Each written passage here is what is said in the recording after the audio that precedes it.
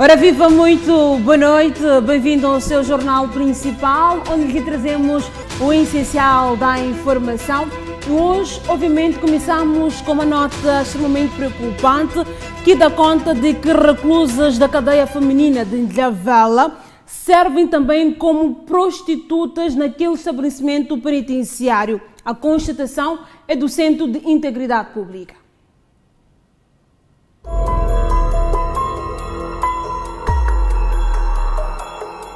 Deviam estar encarceradas nas celas, mas a investigação do Centro de Integridade Pública mostra outra face da moeda.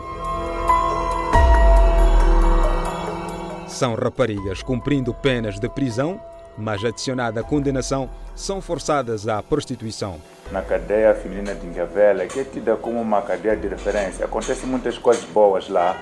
As mulheres aprendem a criar aves, aprendem a costurar, aprendem a escola, mas também tem uma rede clandestina de guardas prisionais que retiram as mulheres para a prostituição forçada fora da cadeia. É um esquema montado ao detalhe e com um único objetivo: explorar sexualmente as jovens reclusas. Segundo revela o CIP, para que a operação seja sucedida, a mesma conta com a assistência de mais de 10 guardas penitenciários. Então, para as reclusas serem retiradas da cadeia, dos pavilhões, até sair, significa que nós temos torres de controle na cadeia, mas também temos vários checkpoints pelos quais se passa até sair. Então, esse assunto é de conhecimento de muitas pessoas. As reclusas são escolhidas a dedo, ou seja, os requerentes têm apetência pelas raparigas novas, magras e com um tom de pele clara. Por exemplo, uma das reclusas explicava que tem nomes das pessoas que referiram, que estão à frente disso, mas dizia, por exemplo, que quando chegam as reclusas mais novas, normalmente as mais novas, as mais clarinhas, são as mais preferidas. Então tem as reclusas mais velhas que fazem um trabalho de uma espécie de identificação dos alvos. Pelos serviços forçados, os autores da ação macabra chegam a encaixar mais de 30 mil meticais. Mas numa outra vez disseram que não era possível trazer elas cá na cidade, então tínhamos que ir à pensão, que fica a menos de 500 metros da cadeia, e tivemos de pagar 30 mil, e nessa ocasião, por duas reclusas. Foram 30 mil porque nós queríamos de tempo muito curto, ou seja, foi de hoje para hoje, então não deu para negociar. As prisioneiras engravidadas são forçadas a cometer o aborto, e as que recusam de se prostituir são submetidas a atos de agressão. Para além das reclusas, entrevistamos também antigas reclusas que já saíram. Essas já estão de uma forma mais livre e essas já sabiam que era parte de uma pesquisa. Elas contam, por exemplo, que aquelas que não aceitam cair nesta rede sofrem perseguição, são agredidas, são obrigadas a fazer trabalho duro, como limpar as fossas, como cultivar durante muito mais horas. De lembrar que este não é o primeiro caso de exploração sexual denunciado em instâncias ligadas à segurança e justiça. No ano passado, instrutores do Centro de Instrução Básica da Polícia de Matalane engravidaram instruendas, fruto de abusos sexuais.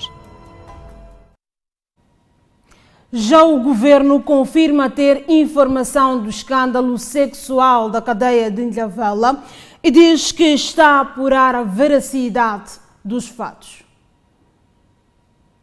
O governo sabe da exposição sexual que as reclusas de Ilhavela sofrem. E, esta terça-feira, questionado pela TV Sucesso, o porta-voz do Conselho de Ministros, que também é vice-ministro da Justiça, confirmou sobre o assunto. Nós ouvimos falar desta informação como Ministério da Justiça e estamos a tomar medidas para apurar da veracidade da mesma. E quando for da tomada de conhecimento real, vamos convocar a imprensa para dar umas pormenores.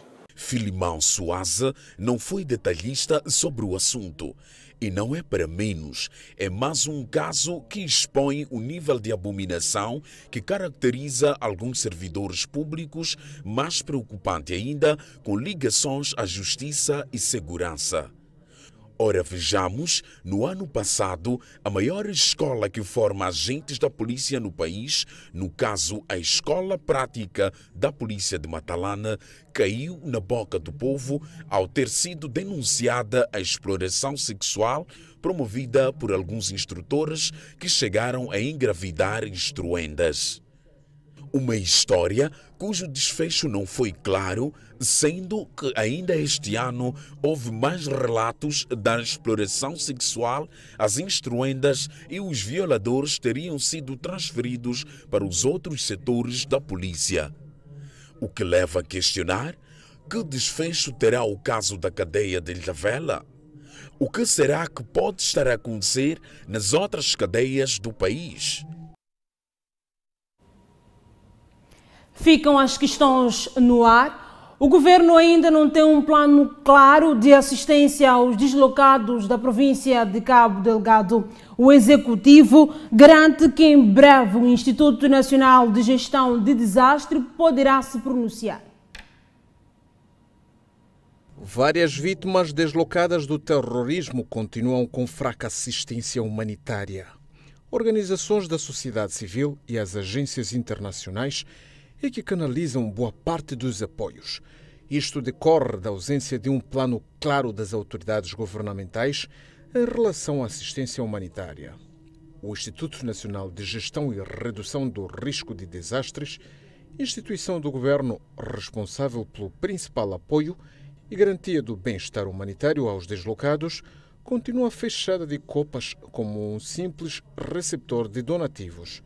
Mas o Executivo garante que o debate sobre essas questões tem existido. Já tem sido abordado nas reuniões anteriores e foram apresentadas várias informações sobre a questão dos deslocados. Nos últimos tempos, pouco mediática, diferente do que era antes na gestão de Augusta Maíta, o INGD tornou-se numa instituição que menos aparece num contexto em que o debate humanitário domina as atenções do país.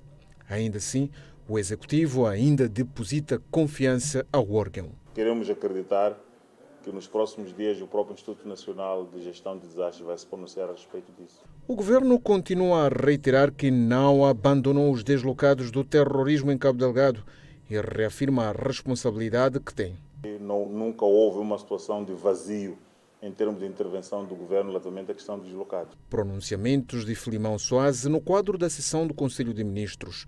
Uma sessão que decidiu pela criação do Instituto Nacional dos Transportes Rodoviários, INATRO, que substitui o INATER. Nesta sessão, o Governo apreciou e aprovou o decreto que cria o Instituto Nacional de Transportes Rodoviários, Instituto Público, abreviadamente designado por INATRO, IP, e revogou o decreto número 32/2011, de 2 de agosto, que cria o Instituto Nacional de Transportes Terrestres, INATER. Ainda esta terça-feira, o Governo decidiu pela criação de uma zona especial de turismo em Macaneta, Marraquene, na província de Maputo, bem como a integração de 3 estradas à rede viária de Moçambique. Ou seja, a Revimo, a mesma empresa que pretende criar 4 portagens na circular de Maputo, passa a gerir os troços Macia Praia do Belene, Macia Chokwe e a estrada Chokwe-Macarretane. O Ministério da Educação continua a omitir os dados sobre os alunos deslocados da província de Cabo Delgado.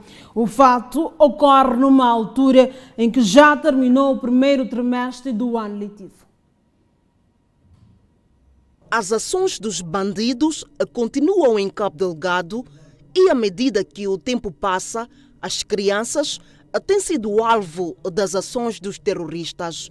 Recentemente, por exemplo, a Save the Children divulgou um relatório sobre 51 crianças raptadas, mas o Ministério da Educação não fornece detalhes sobre a situação dos alunos na província, uma vez que parte das crianças que sofrem as ações dos bandidos são alunas. Penso que todos nós estamos a acompanhar, portanto, o impacto das ações dos terroristas, que têm efeitos nefastos, portanto, para a sociedade e, em particular, também para os nossos alunos. E, de fato, um dos impactos é, nos distritos afetados, a deslocação dos nossos alunos que se movimentam para outros distritos da província de Cabo Delgado e não só, também noutras províncias. E esses alunos temos indicações de que nos pontos onde estão deslocados, portanto, estão a ser atendidos.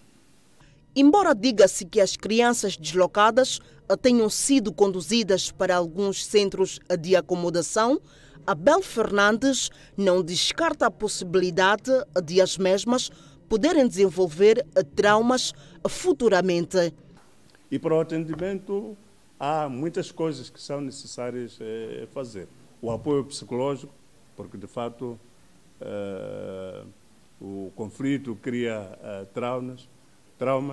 É preciso apoiar materiais, por exemplo, temos que ver os materiais que estavam alocados nos distritos de origem, canalizar para esses pontos.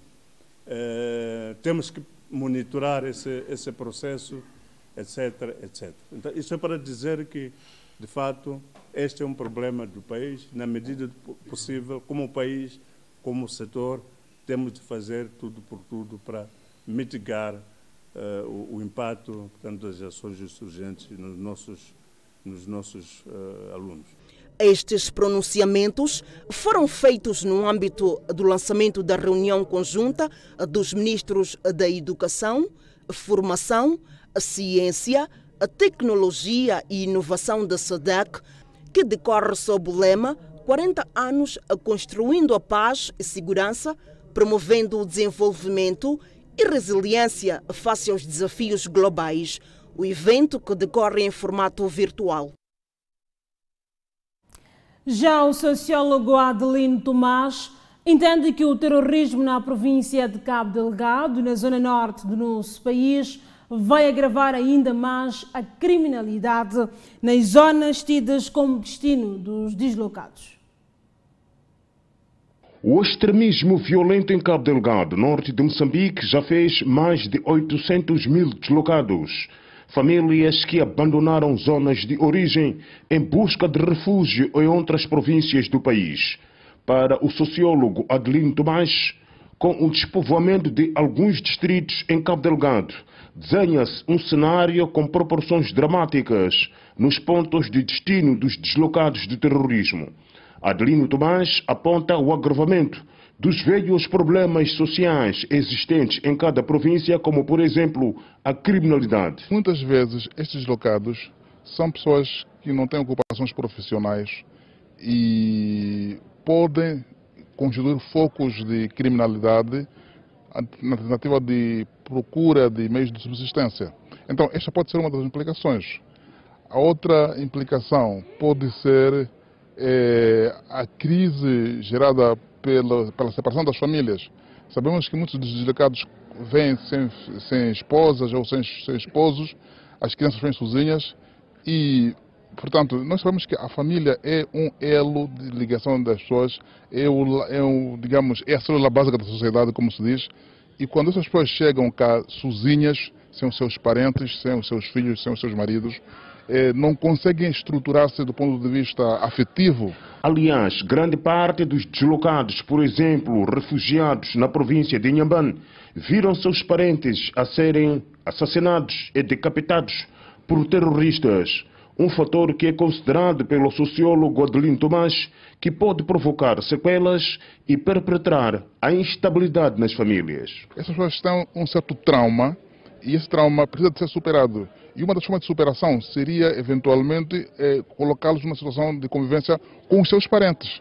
E, neste momento, não tendo essa possibilidade, de fato, isto é uma crise de enormes proporções para essas famílias, mas também para o Estado, porque o Estado e outras organizações tendem a providenciar meios de subsistência a essas famílias, nomeadamente a distribuição de alimentos, vestuário e outros insumos de subsistência primária, e que nem sempre estão disponíveis.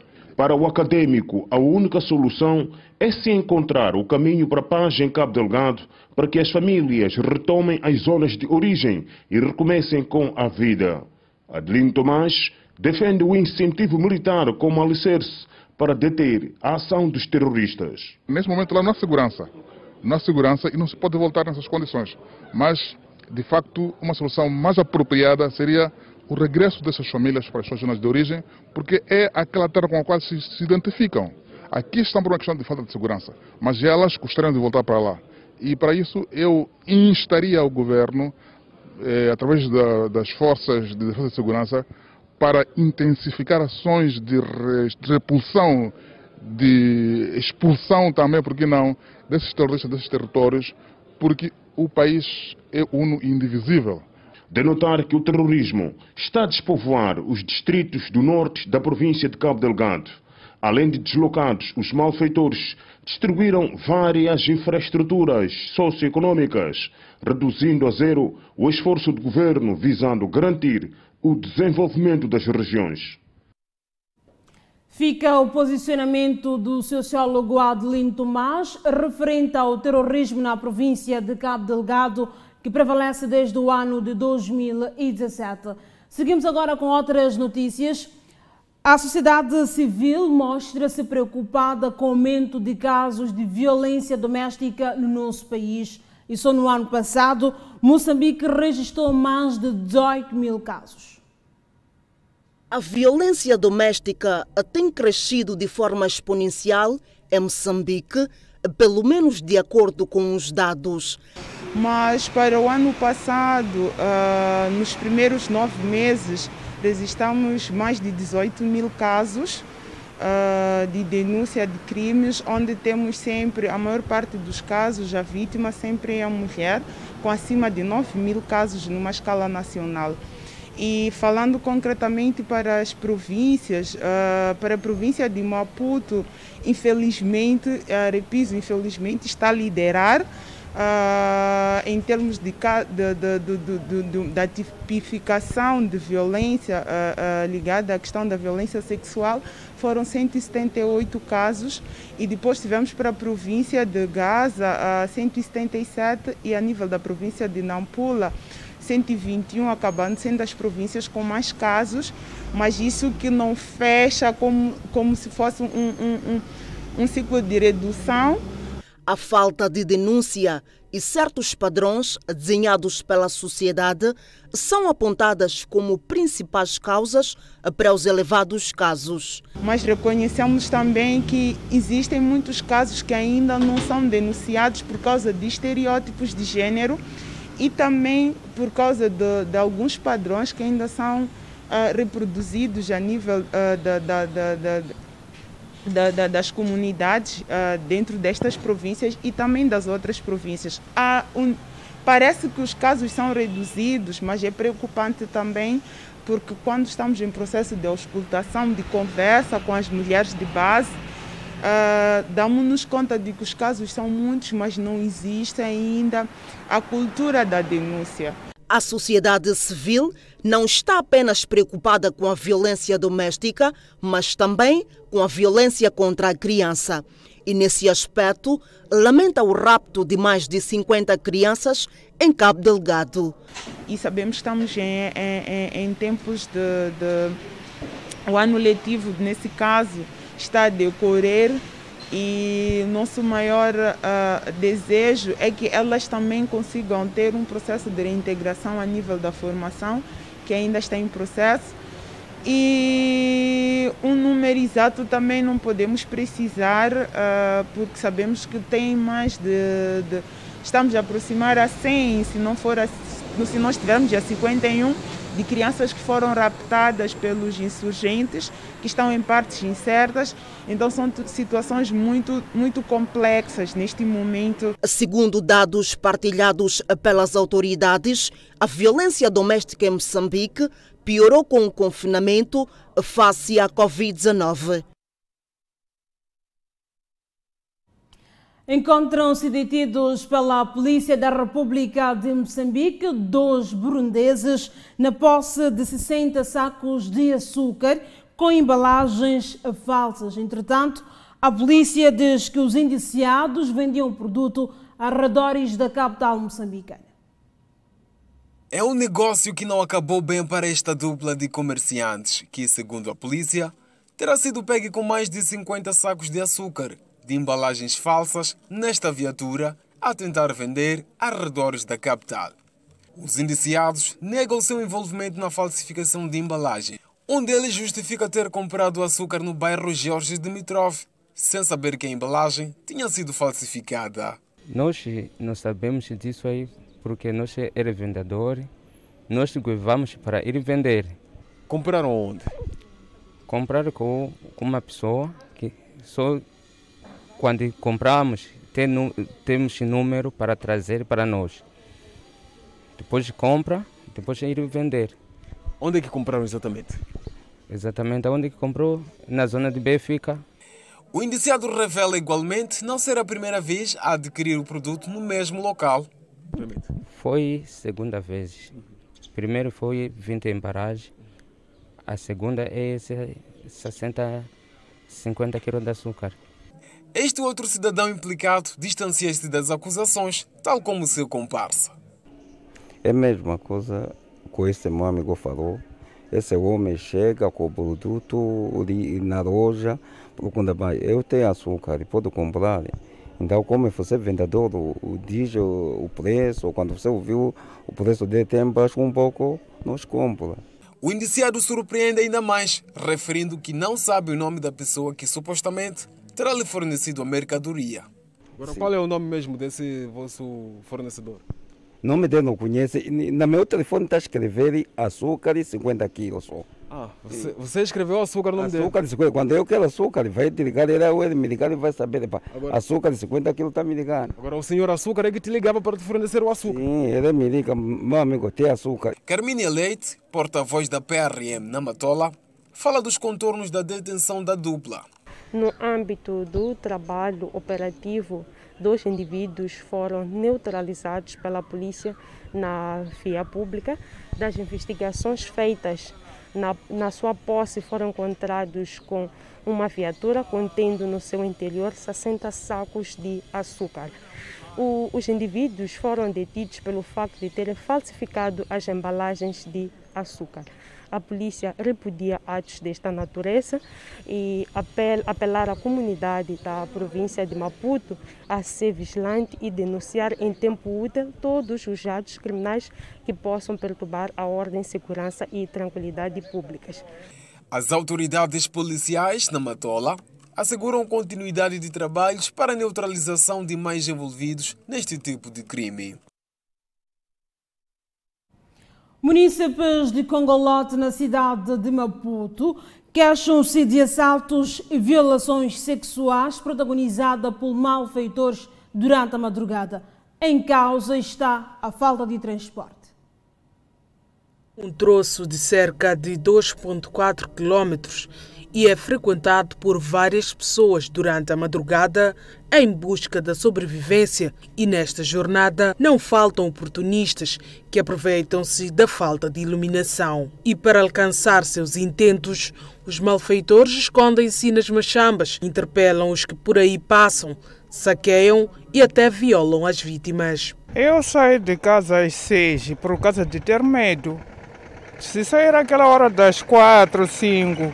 aqui vão encontrar, te violar, levar as carteiras, fica mal isso aí.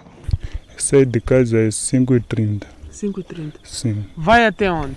Vou até aqui em Mulumbela, chegar ali em Mulumbela para apanhar chapa para serviço. Para o serviço? Sim. Onde vai? Para baixo da cidade. Para apanhar chapa ali é problema, tem que sair cedo de casa para conseguir apanhar chapa, mas também aqui não é falso, por causa desse mato aqui. Sim. Criminalidade? Sim, sim. Aqui arranca telefone. Agora essa parte aqui está um pouco limpo. Sim, sim, mas aqui não é como para passar 5 pontos, nada. O medo não é apenas para quem passa por aqui nas primeiras horas do dia. O mesmo dilema é vivido também por quem tenta regressar a casa durante a noite. Se trouxe à noite, mete medo, só que de manhã, como tem movimento das pessoas, não passa à vontade. É fácil arriscar de manhã? De manhã, porque tem muito movimento, só à noite é que é muito arriscado. Quando sai muito atrasado de serviço, passo muito a rasca. Como é que faz? Passa por aqui mesmo? Sim, tenho que passar por aqui, não há meio. Muito complicado. Às vezes sou obrigado a esperar das outras pessoas para conseguir ter uma companhia, assim, para caminhar juntos. Sim. E a falta de transporte é outro problema que facilita a ação dos criminosos. Aqui saí de casa às 6h20 para caminhar até chegar aí no Mulumela, apanhar chapa para Zimpeto. Não há transporte a essa hora? Aqui, mesmo de dia às 12, aqui não há transporte. É só pedir boleias. As chapas vêm do 1º de maio cheia via Benfica. Aqui não entram. Eu, nessa hora das 5, 6, um carro que não conheço, não aceito, tenho medo. Importa referenciar que este troço sofre uma reabilitação desde 2015 e até então não foi concluído, tendo terminado no meio do troço. 6 indivíduos do distrito de Limpopo, na província de Gaza, encontram-se detidos pela Polícia da República de Moçambique, indiciados no roubo de pneus de viaturas. De 37 anos, a senhora na imagem, por sinal condutora e proprietária da viatura que transportava os pneus roubados na noite desta segunda-feira, diz que não sabia da proveniência dos bens.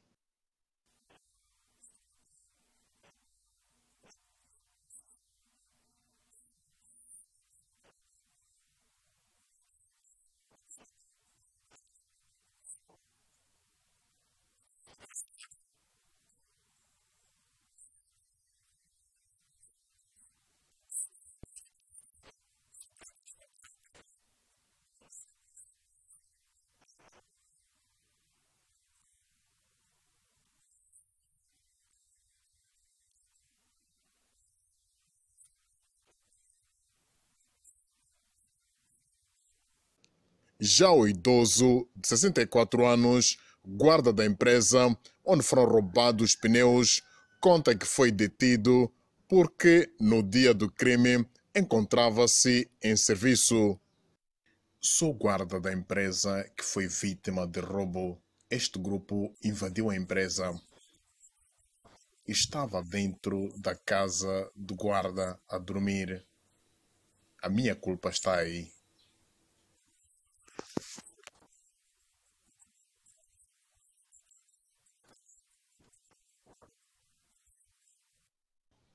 Quem assume o crime é este jovem de 23 anos de idade. Saltamos o muro de vedação com a intenção de roubar pneus de viaturas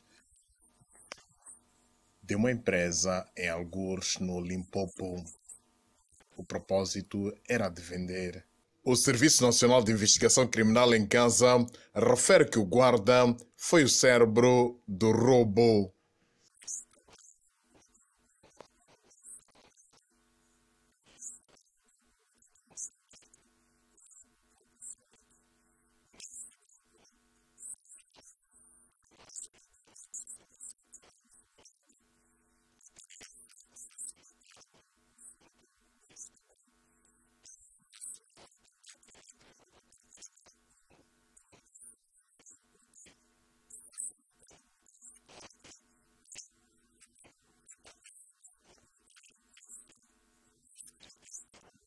A polícia reitera o apelo às populações para evitar transportar bens de proveniência duvidosa, com a imagem de Paulo Mongoi, em Mídia da Conceição, província de Gaza. Faltam apenas 12 dias para as celebrações dos 46 anos da independência nacional.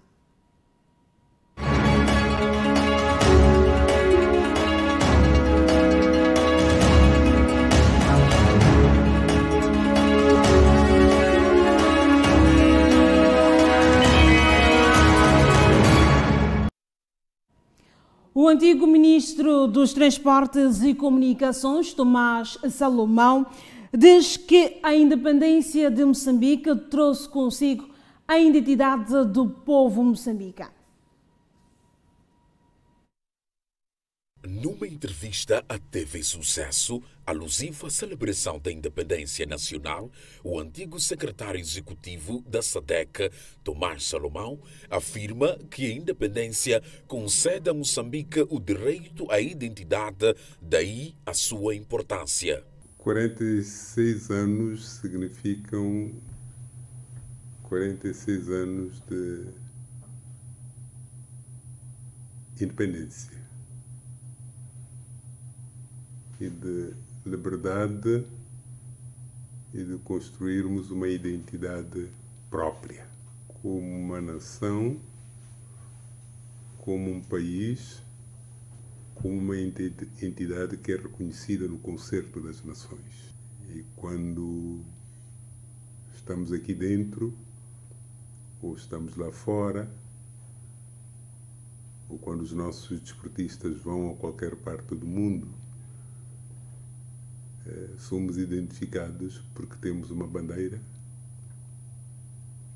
e temos um hino nacional e, se quisermos entrar em aspectos económicos, temos uma moeda. Salomão diz ainda que foram anos dramáticos, mas que não tiram a esperança de um Moçambique melhor.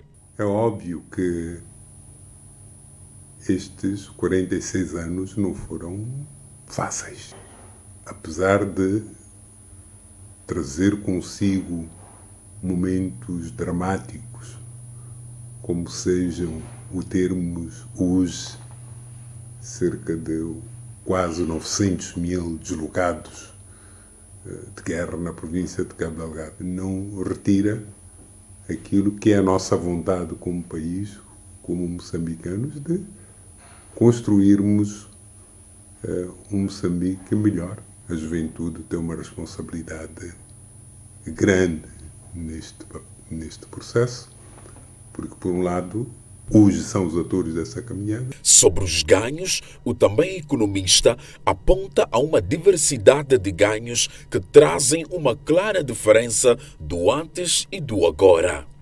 Ser uma nação é um ganho.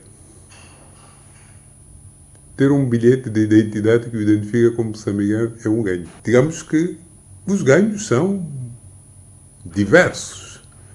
Percorrer este país do Rovuma ao Maputo, não é? De forma livre, é um ganho. Mas para mim, o maior ganho de Moçambique, o maior ganho de Moçambique foi o da formação de quadros. Se comparar a realidade de 1975 e a realidade de hoje, Moçambique formou quadros ao nível dos diferentes setores. Tomás Salomão foi um dos primeiros 40 moçambicanos que tiveram o primeiro acesso à educação, marcando assim a transição da era em que a educação era apenas para os brancos. Passados os anos, Salomão ocupou pastas de ministro do Plano e Finanças e ministro dos Transportes e Comunicações. O economista renomado foi ainda secretário executivo da SADC. Retomamos com o essencial da informação no seu jornal principal. Seguimos agora com a nota aqui da conta de que acidente de viação envolvendo o transporte semicoletivo de passageiro faz 13 feridos e danos materiais avultados na cidade de Machixe, província de Inhambane.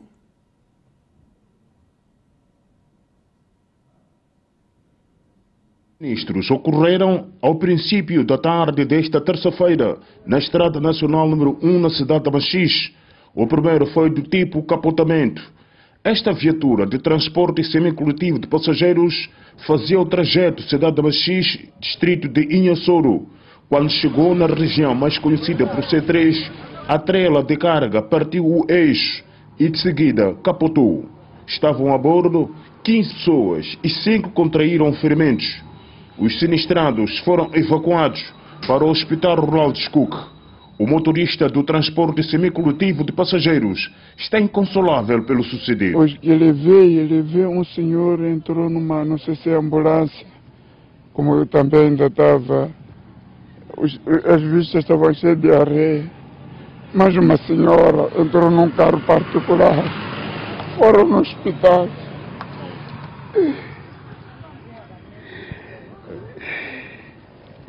Tenha calma, e você não sofreu? Não. Meu cobrador sofreu um pouco, eu lhe falei, vamos lá ver, trouxe as pessoas primeiro a ir no hospital. Eu trazia comenda de pessoas. Eu vi que ele, como ele sofreu ferido somente na mão, não sei se onde estava aqui, não sei se saiu agora no hospital. Apanhei uns 4 pessoas aqui estatelada e não havia nenhum socorro e liguei para a polícia do município para ver se chega rápido para socorrer as pessoas. Até que eu, como trazia um carro turismo, mas tentei querer levar algumas pessoas para o hospital, mas como estava ferido, que não conseguia entrar no carro de turismo. O segundo sinistro foi do tipo choque entre viaturas e ocorreu no centro da cidade de Machis, a escassos metros do comando distrital da PRM. O transporte semicoletivo de passageiros que fazia sentido norte-sul cortou prioridade a esta viatura particular e, como consequência, a particular embateu violentamente a parte traseira da minibus. Eu estava a virar a marcha à direita, então não cheguei a ver esse carro. E logo que eu virei, comecei a sentir o ruído dele estar a travar, por isso que eu não prestei atenção de ter visto o carro a vir à minha frente. Sim. Não piscaste? Pisquei, sim. Estava a sinalizar, sim. Porque eu pretendi virar a direção vindo da Romas. Por acaso, quem quer mudar de direção, a tendência é de reduzir. Só que ele não teve paciência de esperar para o outro poder passar. E deste sinistro, 8 pessoas ficaram feridas e também evacuadas ao Hospital Rural de Escuque. Portanto, a unidade sanitária confirmou a recepção de 13 pessoas com ferimentos ligeiros, como consequência dos 2 acidentes de aviação na cidade de Machis. Excesso de velocidade resulta no óbito na província de Sofala e o motorista coloca-se em fuga. Trata-se do condutor desta viatura da marca Toyota Quantamo que, fazendo o trajeto Inchapi-Mutindiri, recolheu violentamente um ciclista para fora da faixa de rodagem, resultando em óbito. Um dos passageiros a bordo conta no anonimato como tudo aconteceu. Foi tudo muito rápido, né? Estavam atrás de um caminhão. Estava a ultrapassar, né? O caminhão. Quando deu por si que tinha uma pessoa em frente, ele buzinou para aquela pessoa. Só que aquela pessoa também não queria sair para aquele lado. Tentou de novo, teve um descontrole dele, né? Só que no momento em que ele estava a buzinar já era tarde demais. Já estava muito perto daquela pessoa. Quando vê, arrastou a pessoa, bateu. Os peões, alguns dos quais conhecidos da vítima, dizem terem se surpreendido ao verem repentinamente o corpo estatelado nas bermas da estrada. Mais ou menos de repente ouvimos um barulho. Tentamos correr para vir aqui tentar ver, mas estamos a acompanhar com um nativo nosso que é uma naturalidade daqui mesmo. Sim, a família dele, outro vence aqui no Chimoio, outro também situa-se onde? No Massinga. Então, ele mesmo aqui não tem familiaridade dele que diz que essa é uma família dele, nem a esposa, nem o quê, porque ele não é um casado. Está a ver? Mas só viu como que assim, o que aconteceu exatamente? Exatamente, vinha um caminhão, mas esse que estava atrás daquele caminhão. De repente, acompanhamos, tentamos correr já para aqui, encontramos a pessoa, já não existe. Após o sucedido, o corpo da vítima foi abandonado porque o motorista da viatura que sinistrou, este cidadão, colocou-se em fuga. foram detectadas este ano 20 empresas sem seguros na província de Inhambane. A Inspeção Geral do Trabalho, Delegação de Inhambane, reuniu esta terça-feira o governo, empregadores e órgãos sindicais em seminário para falar da higiene e segurança no trabalho. Aqui foi dito que Inhambane registra avanços notáveis no cumprimento da lei, não obstante, algumas empresas que ainda furtam da responsabilidade no capítulo de segurança. O que ainda constitui um grande problema para Inhambane é o pagamento de salários abaixo do mínimo nacional para os trabalhadores, fato detectado no primeiro trimestre deste ano em 20 empregadores, com destaque para o ramo de hotelaria e turismo. E nós achamos esse número grande para aquilo que é a preocupação de uma família, de um trabalhador, porque quando sai da sua residência, a preocupação é de trazer algo que melhore as condições de vida do seu agregado familiar. E quando o salário é baixo, dificilmente temos conseguido resolver. A Inspeção Geral do Trabalho detectou igualmente algumas entidades patronais que optaram por acordos para manter a massa laboral em tempos da pandemia da Covid-19. Os trabalhadores preferiram ser diminuído o salário para manter o emprego em dia. Com esta situação, a produção e a produtividade tendeu a baixar. E há empresas que, pelo diálogo social com os seus trabalhadores, chegaram a um acordo de tratar, de manter as vagas ou o mercado de trabalho e diminuir o salário. Para nós, esse tipo de acordo é viável porque é entre as partes, mas fere aquilo que é a determinação legal. Galp ameaça recuar o investimento no projeto de exploração de gás natural na bacia de Rovuma, até que as autoridades garantam segurança e instabilidade social na província de Cabo Delgado. De acordo com a informação apurada pela TV Sucesso, o momento atravessado por Moçambique não é adequado para investir em centrais onshore. A portuguesa Galp Energia tem uma participação de 10% no consórcio de exploração de gás natural na área 4 da bacia de Rovuma, liderado pela petrolífera italiana Eni e pela americana ExxonMobil. Este é mais um revés na esperança de o país desenvolver um importante projeto de gás natural liquefeito nos próximos anos, depois da multinacional francesa Total ter anunciado a suspensão do seu próprio projeto de GNL em abril, também por motivos de segurança. Ataques de insurgentes na região de Cabo Delgado, perto do projeto de gás natural liquefeito do Rovuma, no valor de 30 mil milhões de dólares, forçaram centenas de milhares de pessoas a fugir da área. Entretanto, o governo espera que o consórcio tome este ano uma decisão final de investimento já adiada em 2020 devido à pandemia da Covid-19. Mas a Galp Energia confirmou à TV Sucesso que a empresa não incluiu os investimentos nas instalações terrestres do Rovuma no plano de despesas de capital líquido para os próximos 5 anos. A cidade de Maputo está refém de um cheiro nauseabundo causado pela urina na via pública. Entretanto, os munícipes falam de uma má situação vergonhosa e que periga, sobretudo, a imagem da capital moçambicana.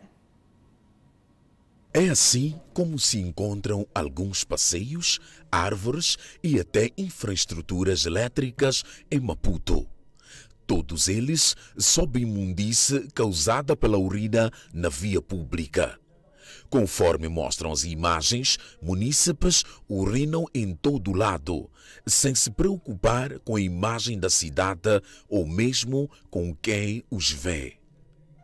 O curioso é que as pessoas, por nós flagradas, se apercebendo das nossas câmeras, interrompiam o ato num claro sentido de estarem cientes do mal que fazem. Os munícipes de Maputo consideram vergonhoso o que se vive nas avenidas da capital moçambicana. E a situação está muito mal, consoante como a gente estamos a ver também, por exemplo, como ali assim. E ontem, aquele era às 12, eu passei na rua de Avenida 25 de Setembro, perto do Banco de Moçambique. Ali ao lado onde queriam construir um edifício do lado do Correio de Moçambique. Estritamente uma vergonha. Nem agora saindo daqui para lá, o que vocês vão ver é uma vergonha. O município devia ver isso. A coisa está mal, né? Porque aqui, cada pessoa que passa aqui sente, cheira mal mesmo. A coisa está mal, não está nada bem aqui. Se falta de um espaço assim indicado para cerco para fazer urina, não se pode. É muito difícil mesmo. Doenças também, não fica bem. Não está fácil mesmo. Está a cheirar, a cidade já está muito mal mesmo. Por sua vez, Osvaldo Ico, ambientalista, diz que os impactos destes atos são severos e colocam em causa a imagem da cidade. A questão da urina na via pública deve-se a vários fatores que não são só ambientais, mas também ligados à parte social, e podemos dizer que isso tem a ver mesmo com um problema estrutural, que é do saneamento básico. Em substâncias elevadas já cria uma poluição que pode criar um odor, né, que pode incomodar, criar náuseas nas pessoas. A transabilidade de certos locais podem ser evitadas devido à existência da urina. Mais do que isso, Ico afirma que o governo deve aproximar os urinóis aos cidadãos e lutar pela consciencialização das pessoas. A questão da educação, enquanto as pessoas não tiverem consciência, não serem sensibilizadas sobre estes problemas, isto tem um problema direto também para a água que nós tomamos, porque nós sabemos que os lençóis freáticos encontram-se na terra e quando aquela urina pode afetar a água que a gente bebe, isso pode influenciar muito na saúde. A imagem da cidade fica mesmo uma imagem destruída, porque é difícil contemplar a paisagem com este cheiro, com este odor nauseabundo. Refira-se que em vários pontos da cidade e capital moçambicana o cenário é crítico. As pessoas optam em aliviar-se em lugares públicos, poluindo assim o meio ambiente. Aumentam casos do tratamento antirretroviral na província de Manica. Dos 80 mil infectados, mais de 30% abandonam o tratamento. O HIV e SIDA continua sendo a doença que mais mata no país, mas estas mortes podem ser causadas pelo abandono do tratamento antirretroviral. Na maioria dos casos, a discriminação na sociedade e longas distâncias para ter acesso a unidades sanitárias tem levado com que muitos optem pelo abandono. Dos pouco mais de 100 mil pessoas portadoras do vírus em Manica, mais de 30% abandonaram o TARV. A governadora de Manica, Francisca Tomás, considera de preocupante o atual cenário e os homens são os que mais abandonam. O estigma aos pacientes com HIV como uma das barreiras à retenção ao TARV, fazendo com que os homens que vivem com HIV prefiram ter mais medo da morte social do que da morte pela doença. A governante defende a necessidade do contínuo acompanhamento dos doentes e disponibilidade de medicamentos. Tem feito esforços para garantir a difusão da informação e disponibilidade dos medicamentos e outros insumos dentro das unidades sanitárias e nas comunidades, bem como mitigar os impactos de estigmatização por HIV-Sida. Admira Chissumba, secretária executiva do Núcleo Provincial de Combate ao HIV e SIDA em Manica, garante mais trabalho para a prevenção de novas infecções. Um excelente trabalho. Vamos continuar a dar passos seguintes. Junto dos colegas do Gabinete do Combate ao HIV e SIDA, vamos harmonizar, dinamizar aquilo que é o papel desse nosso gabinete do Combate Nacional do HIV/SIDA, concretamente na província de Manica. Os dados foram tornados públicos no lançamento da campanha Todos Somos Iguais, que prevê a redução de infecções e retenção ao TARV. Para trás, acompanhamos a nota aqui da conta de que aumentam casos de abandono ao tratamento antirretroviral na província de Manica. Seguimos agora com outras notícias. Falta de fundos condiciona a execução das atividades no município da Ilha de Moçambique. Desde o ano passado, que de acordo com Ismael Guerreira, presidente do Conselho Autárquico da Ilha de Moçambique, o seu executivo enfrenta dificuldade no acesso ao Fundo de Compensação Autárquica, facto que condiciona a execução das atividades nesta cidade, onde se encontra a maior atração turística do país. Eu até posso, as pessoas podem pensar que é questões políticas, mas eu posso afirmar sem exclusão, porque já existiram 10 anos com outros governantes, nunca existiram, eles agora dão mês 1.800.000, que não é possível, as despesas, mas o anterior eles drenavam nas contas do município 2.700, mas agora é 1.800.000, o que não chega para nada, para o FCA. O FIA estamos há 6 meses, não temos, desde janeiro até agora, nunca tivemos o FIA, o Fundo de Investimento de Iniciativa Autárquica. Então, em algum momento, temos como obstáculo a não drenamento desse dinheiro, que é por lei, nossos direitos. Eu não sei, e paralisa nossas atividades de certa maneira, porque nada se faz sem dinheiro. E o FIA é um fundo para fazer essas atividades. Do Partido Renamo, a governação da Ilha de Moçambique, Ismael Chafuta faz balanço das atividades e os próximos planos em cumprimento das promessas a quanto da campanha eleitoral. Os trabalhos prometidos ao povo, há ações que nós estamos a desenvolver, que é a manutenção da higiene da cidade, a limpeza, algumas realizações como construção de alguns pavimentos. Lançamos alguns concursos agora para um alpendre, para estacionamento de alguns carros, mas dentro do recinto municipal. Então, um projeto de pavimentação de uma área num bairro. Pela primeira vez vamos bairros de Macute, dentro do bairro vamos pavimentar. E também vamos criar alguns bancos para as pessoas também poderem conversar lá. E também iremos desenhar alguns jogos para algumas crianças.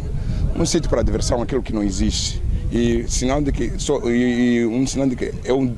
o objetivo deste sítio, em algum momento quando cai a chuva, enche água. Então nós estamos a tentar fazer uma drenagem e pavimentarmos para reduzirmos o sofrimento daquela gente que lá vive. Notícia de última hora: o Movimento Democrático de Moçambique exige a exoneração da Helena Kida do cargo de Ministra da Justiça face ao escândalo de Indhavela. O partido acaba de emitir um comunicado a expressar o seu posicionamento. Diante da crescente corrupção e os abomináveis atos sexuais que caracterizam importantes instâncias de segurança e de justiça no país, o Movimento Democrático de Moçambique manifesta tamanha indignação e repúdio, diz o partido, acrescentando. Assim, o Movimento Democrático de Moçambique pede que a Ministra da Justiça, Helena Kida, enquanto responsável pelo setor, coloque o cargo à disposição já. É inconcebível que Moçambique seja marcado por abusos sexuais em diversas instituições e pouco haja ação da Justiça. Por exemplo, a visita que a Ministra irá efetuar à cadeia, em que vai resultar? Lê-se no documento. Aí está pautada a informação no seu jornal principal. Grata pela atenção dispensada. Continue com a restante programação da TV Sucesso Canal ao seu gosto. Boa noite.